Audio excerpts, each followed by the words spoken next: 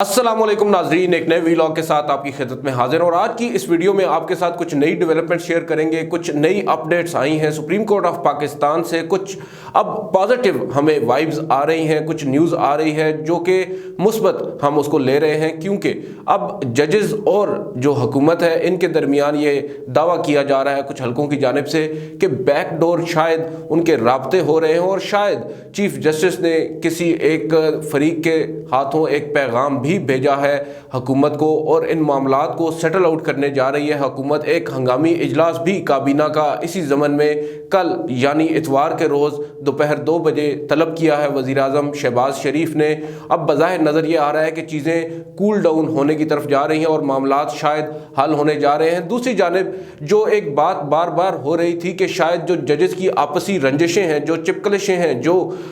उनके आपस में आप कह सकते हैं इख्तिलाफात हैं, वो अब मज़ीद बढ़ेंगे। लेकिन इसमें अब एक मज़ीद एक अपडेट आई है और एक यू टर्न आप समझ सकते हैं लिया गया है एक फरीक की जानिब से। एक जस्टिस अतर मिनल्ला का जो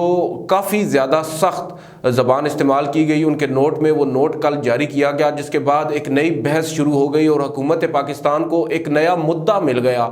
चीफ जस्टिस पर तनकीद करने के हवाले से, और की भी गई तनकीद। और जो नज़र आ रहा था कुछ कड़ियों को अगर मिलाया जाए, डॉट्स को कनेक्ट किया जाए, तो बज़ाहिर नज़र यही आ रहा था कि हुकूमत इंतज़ार में थी उस नोट के और उसके बाद उन्होंने उस पर अच्छा खासा अपना रद्द अमल दिया है। अब चीफ जस्टिस ऑफ पाकिस्तान ने एक हैरान कुन रद्द अमल दिया है जस्टिस अतर मिनल्ला के उस नोट पर, और वो हैरान कुन रद्द अमल हम क्यों कह रहे हैं आपको हम बताते हैं। जो आइंदा हफ्ते के लिए सुप्रीम कोर्ट में मुकदमात की समाअत के लिए काज लिस्ट तैयार की गई है, जो काज लिस्ट बनाई गई है, आपको वाज़ेह कर दें जो काज लिस्ट होती है वो बुनियादी तौर पर तमाम तर मुकदमात जो पूरे हफ्ते के लिए फिक्स्ड होते हैं तमाम बेंचेस के सामने, उनकी एक फहरिस्त होती है। और पहले तो बेंच बनाए जाते हैं, बेंच तश्कील दिए जाते हैं और फिर उन बेंचेस के हवाले से सामने उनके मुख्तलिफ मुकदमात रोज़ाना की बुनियाद पर समाअत के लिए मुकर्रर किए जाते हैं। बेंचेस बनाने का जो इख्तियार होता है वो सोली चीफ जस्टिस ऑफ पाकिस्तान का होता है। चीफ जस्टिस ऑफ पाकिस्तान ने अब कुछ बेंचेस तश्कील दिए हैं, आपको उनकी तफसीलात बता देते हैं।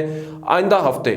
चीफ जस्टिस ऑफ पाकिस्तान की अदालत यानी कमरा अदालत नंबर 1 में 3 रुकनी बेंच बैठेगा। अब उसकी कंपोजिशन आप चेक कर लें। उस बेंच में चीफ जस्टिस ऑफ पाकिस्तान के अलावा जस्टिस याया अफरीदी और जस्टिस अतर मिनल्ला शामिल होंगे, और इन दोनों फाजिल जजेस के बारे में कहा जाता है कि ये चीफ जस्टिस के बज़ाहिर अपरेंटली मुखालिफ कैंप में हैं। उसके बाद जो कमरा अदालत नंबर 2 है वहाँ पर जस्टिस काजी फायज ईसा की अदालत होती है, वो सीनियर प्यूनी जज हैं। उनके साथ जस्टिस मोहम्मद अली मजहर को रखा गया है उस बेंच में। मोहम्मद अली मजहर चीफ जस्टिस के कैंप के तस्वर किए जाते हैं। इनका शुमार उन 8 जजेस में होता है जो चीफ जस्टिस के हामी नज़र आ रहे हैं अदालत में। और जो कमरा अदालत नंबर 3 है वहाँ पर जस्टिस सरदार तारिक मसूद और जस्टिस अमीन खान जो है उनका बेंच होगा। और इसी तरह आगे कमरा अदालत नंबर 4 में जस्टिस इजाजुल एहसन के साथ होंगे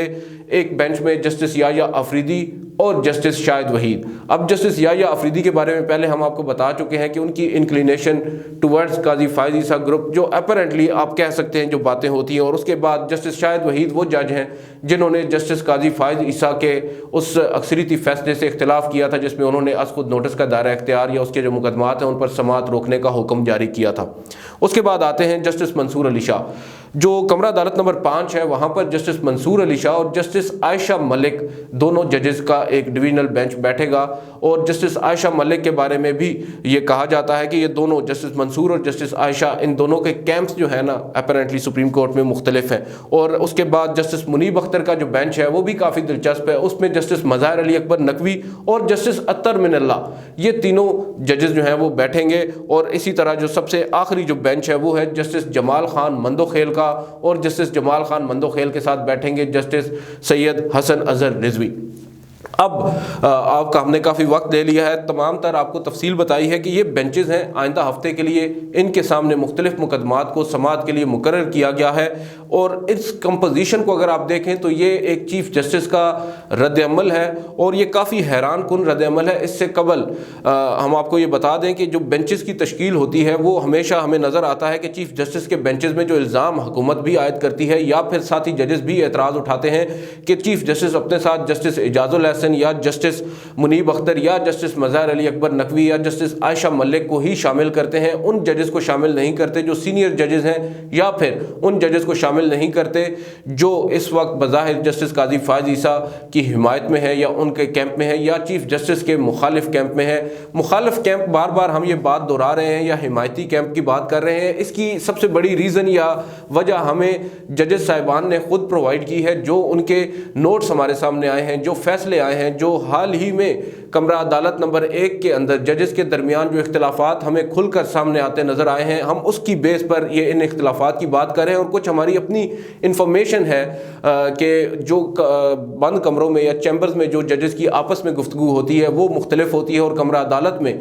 جو چیزیں ہیں اب ان کو مختلف ظاہر کرنے کی کوشش کی جا رہی ہے۔ مگر اس تمام تر ضمن میں اب ایک بات تو قابل غور ہے کہ شاید چیف جسٹس جو ہیں وہ اب چیزوں کو وائزلی لے رہے ہیں، اور وہ یہ سمجھتے ہیں اور وہ چاہتے ہیں کہ تمام تر جو معاملات ہیں وہ خوش اسلوبی سے حل ہو جائیں۔ وہ اپنے ہاؤس کو بھی ان آرڈر کرنے کی کوشش کر رہے ہیں، اپنے ساتھی ججز کو بھی انگیج کرنے کی کوشش کر رہے ہیں، جو کہ ایک پازیٹیو میرے خیال سے ایک سٹیپ ہے چیف جسٹس کی جانب سے، اور ان کو یہ سٹیپ میری ناقص انڈرسٹینڈنگ میں کافی پہلے اٹھا لینا چاہیے تھا، مگر دیر آئد درست آئد۔ اب آ کر اگر چیف جسٹس نے یہ فیصلہ کیا ہے تو ساتھی ججز پر بھی یہ فرض بنتا ہے کہ وہ بھی چیف جسٹس کے اس مثبت قدم کا مثبت ہی جواب دیں۔ یہ نہ ہو کل فلان جج آ کر کمرہ عدالت میں کہے کہ میرے کچھ اعتراضات ہیں اور میں اس بینچ میں نہیں بیٹھ سکتا، اس کے بعد جو میچ ہے وہ مزید بھی آگے بڑھ سکتا ہے اور جو حالات ہیں وہ مزید خراب ہو سکتے ہیں، اور اس بات کا ادراک ہمارے ذرائع یہ کہتے ہیں کہ دیگر ججز کو بھی ہے۔ اب ججز آپس میں سر جوڑ کر بیٹھے ہیں کہ ہم کس طرح اس تمام تر سینیریو کو سارٹ آؤٹ کریں، جو کرائسس ایک دفعہ پیدا ہو چکا ہے، اس کو ختم کرنے کے لیے اب تمام ججز کوشاں ہیں۔ ایک جانب چیف جسٹس یہ پیغام دینے کی کوشش کر رہے ہیں، دوسری جانب ہمارے جو ذرائع ہیں وہ یہ بار بار باور کرانے کی کوشش کر رہے ہیں یا ہمیں یہ بتانے کی کوشش کر رہے ہیں کہ ابھی بھی حالات ٹھیک نہیں ہوئے، ابھی بھی شاید یہ باتیں ہو رہی ہیں کہ جو ججز ہیں ان کے درمیان رنجشیں اس حد تک بڑھ چکی ہیں کہ شاید اب کئی ججز تو آپس میں ٹاکنگ ٹرمز پر بھی نہیں ہیں، جو کافی زیادہ خطرناک ہے، اور اس میں اب جو چیف جسٹس ہیں ان کا کردار کافی زیادہ کلیدی ہے۔ دوسری جانب حکومت،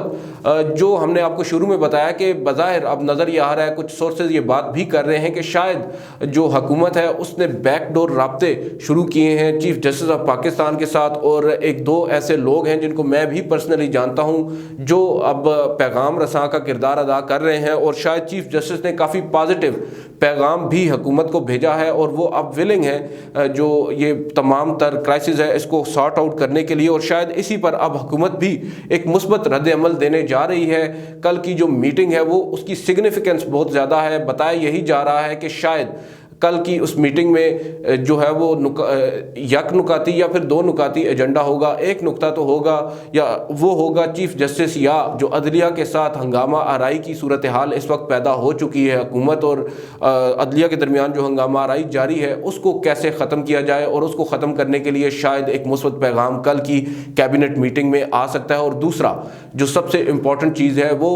شاید عمران خان صاحب کے ساتھ حکومت اب مذاکرات کے لیے تیاری کا اپنا اعلان کر دے۔ اگر حکومت کل یہ دونوں باتیں کرتی ہے تو اس سے ظاہر ہوتا ہے کہ اب تمام تر جو سٹیک ہولڈرز ہیں ان کو سمجھ آ چکا ہے کہ جو کچھ بھی ہو رہا ہے ان کے درمیان جو کچھ بھی اختلافات ہیں اس کا نقصان سوللی وہ صرف اور صرف پاکستان کو ہو رہا ہے، اسلامی جمہوریہ پاکستان کو ہو رہا ہے، پاکستان میں جمہوریت کو ہو رہا ہے، اور سب سے بڑھ کر آئین پاکستان کو ہو رہا ہے، اور اس تمام تر نقصان کا ازالہ پھر کون کرے گا یہ مشکل ہو جائے گا۔ لہٰذا اب تمام تر جو سٹیک ہولڈرز ہیں وہ خود سر جوڑ کر بیٹھے ہیں۔ ابھی بھی تحفظات ضرور ہیں، بتایا یہ جا رہا ہے جو طاقتور حلقے ہیں جو پنڈی میں رہتے ہیں ان کے کچھ تحفظات ہیں عمران خان صاحب سے، اور وہ شاید عمران خان ان کے لیے ایکسیپٹیبل نہیں ہے۔ دوسری جانب عمران خان ایک تلخ حقیقت ہے اس وقت، جو مقبول ترین سیاسی رہنما ہیں پاکستان کے، ان کو آپ کسی بھی طرح بلیک آؤٹ نہیں کر سکتے، ان کو الگ نہیں کر سکتے۔ اگر آپ نے آگے چلنا ہے تو آپ نے عمران خان کو ساتھ لے کر چلنا ہے۔ اور انتخابات کی جہاں تک بات ہے، اب خبریں یہ آ رہی ہیں کہ شاید حکومت پاکستان تحریک انصاف کے سامنے یہ پروپوزل رکھ دے کہ انتخابات جو ہیں وہ اکٹھا کرائے جائیں، مگر یہ دیکھنا ہوگا کہ کیا عمران خان یا پاکستان تحریک انصاف ایک ساتھ انتخابات پر تیار ہوگی، اور اگر وہ ہوگی تو کب ہوگی؟ حکومت تو ابھی نہیں چاہتی انتخابات ہونا، حکومت تو چاہے گی کہ 3-4 ماہ مزید ان کو مل جائیں اور اس کے بعد ہی انتخابات ہوں، مگر بظاہر نظر آ رہا ہے کہ عمران خان اس معاملے پر لچک نہیں دکھائیں گے۔ اگر وہ دونوں جو تمام تر انتخابات ہیں ایک ساتھ کرانے پر رضامند ہو بھی جائیں تو عمران خان کا اصرار یہ ضرور ہوگا کہ انتخابات جلد از جلد کرائے جائیں۔ یہ تھی آج کی اپڈیٹ۔ اب دیکھتے ہیں آئندہ کیا ہوتا ہے۔ اگلی ویڈیو میں آپ کو یہ بتائیں گے کہ جو سپریم جوڈیشل کونسل میں اس وقت ہو رہا ہے، جو چیف جسٹس آف پاکستان کے خلاف ریفرنسز دائر کروائے جا رہے ہیں اور میری ناقص انڈرسٹینڈنگ میں حکومت کی ایما پر، اس کا کیا نتیجہ نکلے گا آپ کو وہ بتائیں گے۔ آج کی اس ویڈیو میں اتنا ہی، اجازت دیجیے، اللہ حافظ۔